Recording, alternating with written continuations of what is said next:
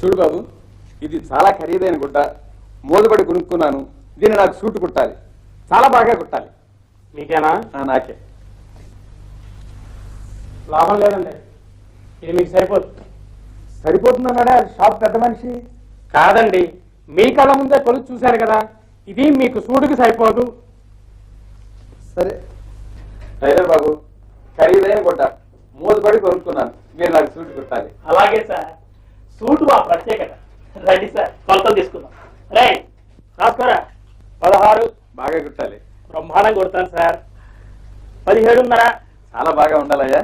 మీకెందుకు సార్, మీరు ఎల్లుండి రండి. సూట్ చూసి మీరు సాటిస్ఫై అవ్వకపోతే నన్ను అడగండి. ఎంతో ఖరీదు పెట్టి కొన్న గుడ్డ. ఏమయ్యా, సూట్ కుట్టావా? నిన్ననే కుట్టారు సార్. బాగా కుట్టావా? లోపలికి వెళ్ళి ఒకసారి వేసుకురండి. మీరు సాటిస్ఫై అవ్వకపోతే నన్ను అడగండి. అలాగే. మనం కుట్టడం సూట్ బాగోకపోవటమా? బాగుందయ్యా, సూట్ బ్రహ్మాండంగా కుట్టావు. ఏమిటయ్యా, మీ వాడు తొడుక్కున్న సూట్ కూడా నా సూట్ రంగులోనే ఉంది. తీసి నా సూట్ బట్ట కుట్టావా ఏంటి? కొంచెం బట్ట మిగిలితేను పిల్లాడికి సూట్ కుట్టారు సార్. ఏమనుకోకండి సార్.